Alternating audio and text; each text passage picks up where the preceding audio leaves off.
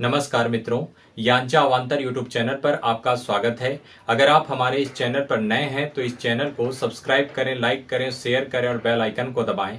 आज हम लोग पढ़ेंगे माध्यमिक विद्यालय के पाठ्यक्रम में हिंदी का स्थान।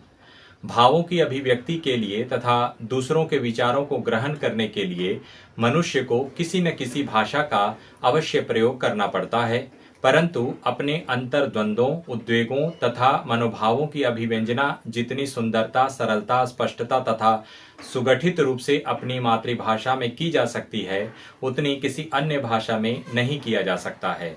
अपने समाज के विशिष्ट जन जिस भाषा में विचार विनिमय, कामकाज, लिखा पढ़ी करते हों, वही मातृभाषा है। जिस भाषा का प्रयोग बालक सर्वप्रथम अपनी माँ से सीखता है और उसके माध्यम से वह परिवार एवं समुदाय में अपने विचारों की अभिव्यक्ति करता है, सही अर्थ में उस बालक की वही मातृभाषा है।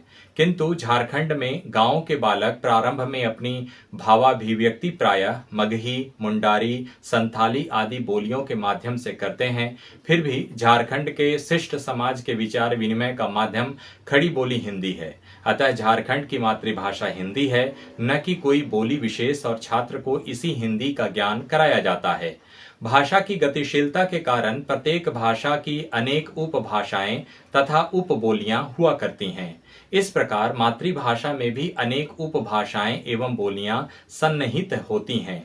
वस्तुतः माता जिस बोली अथवा भाषा को बोलती है, वही बालक की मातृभाषा होती है। हम लोग घर में अपनी प्रादेशिक भाषा बोलते हैं, परंतु बाहरी व्यवहार में नागरी या हिंदी बोलते या लिखते हैं। अतः हमारी मातृभाषा हिंदी है। यही हमारे विचारों और कार्यों का संकलन है। यही हमारे मस्तिष्क संस्थान का अभिन्न अंग है। इसी कारण हम अपनी आत्मरक्षा के भावों को व्यक्त करते हैं। मातृभाषा में हमारी संस्कृति का इतिहास रहा है।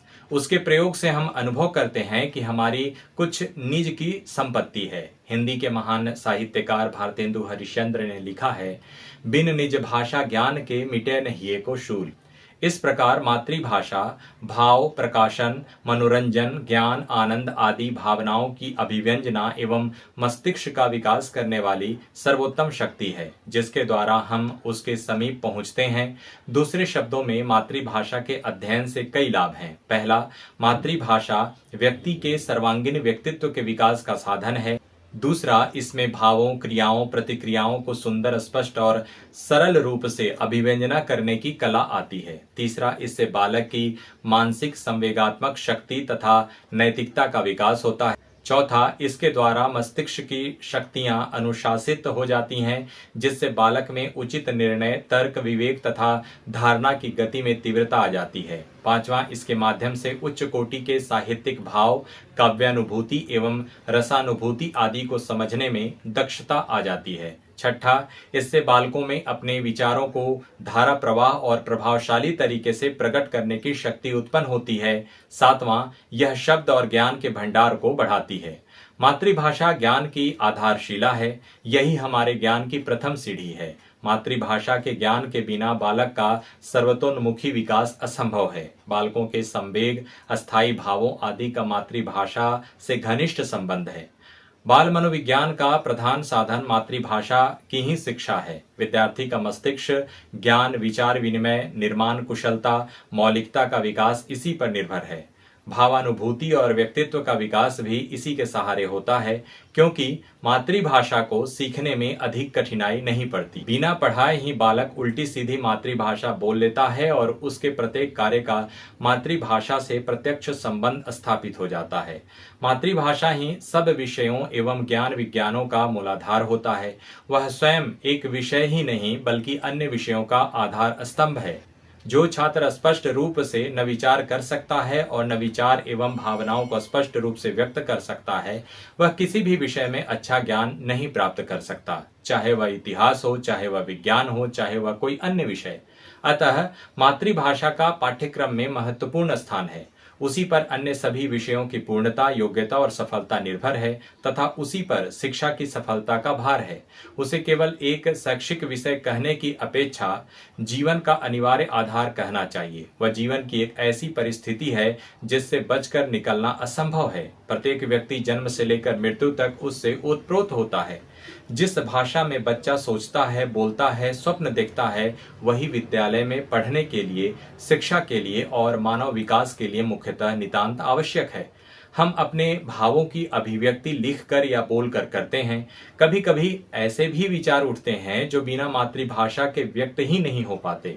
साथ ही कोई भी ऐसा व्यक्ति सच्चा नागरिक नहीं हो सकता जिसे मातृभाषा बोलने और लिखने की उचित शिक्षा न दी हो। इस प्रकार पाठ्यक्रम में मातृभाषा को उचित स्थान न देने पर शिक्षा के सर्वतोन्मुखी विकास के उद्देश्य की पूर्ति होना असंभव है। बालक के विचार उत्तम हों, स्पष्ट हों, सुबोध हों, आध्यात्मिक, स्वाभाविक हों, ज्ञान गहनतम और नवीनतम हों, आचार विचार, क्रियाकलाप, संस्कृति, सभ्यता अनुकूल हो तथा उसकी रचना शक्ति विकसित हो, इन सब के लिए मातृभाषा का शिक्षण आवश्यक हो जाता है। मातृभाषा के ज्ञान से तथा उसके माध्यम के द्वारा प्राप्त किए हुए ज्ञान से बालक की अंतर्वृत्तियां सजग उठती हैं तथा उसके अनुभवों में वृद्धि तथा चारित्रिक विकास में सहायता मिलती है। मनोविज्ञान के सिद्धांत ज्ञान से अज्ञान की ओर का पालन किए बिना मातृभाषा के ज्ञान को किसी भी प्रकार प्राप्त नहीं किया जा सकता। किसी भी बालक का व्यक्तिक, सामाजिक एवं सांस्कृतिक विकास बिना मातृभाषा के ज्ञान के निर्मूल है। अधिकतर शिक्षा शास्त्री इस बात से सहमत हैं कि बालक की शिक्षा सदा मातृभाषा द्वारा ही प्रारंभ हो और प्राथमिक कक्षाओं में तो किसी अन्य भाषा को प्रारंभ करना उचित नहीं है। कक्षा 5 या 6 से ही द्वितीय भाषा को प्रारंभ किया जा सकता है, अर्थात किसी अन्य भाषा का पढ़ना या पढ़ाना तब प्रारंभ किया जाए जब छात्र का अधिकार अपनी मातृभाषा पर हो जाए। जहां तक शिक्षा के माध्यम का प्रश्न है, यह बात स्वतंत्र भारत के सभी शिक्षा आयोगों एवं शिक्षा समितियों ने स्वीकार की है कि शिक्षा के उच्च स्तर तक मातृभाषा को ही शिक्षा एवं परीक्षा का माध्यम बनाना चाहिए।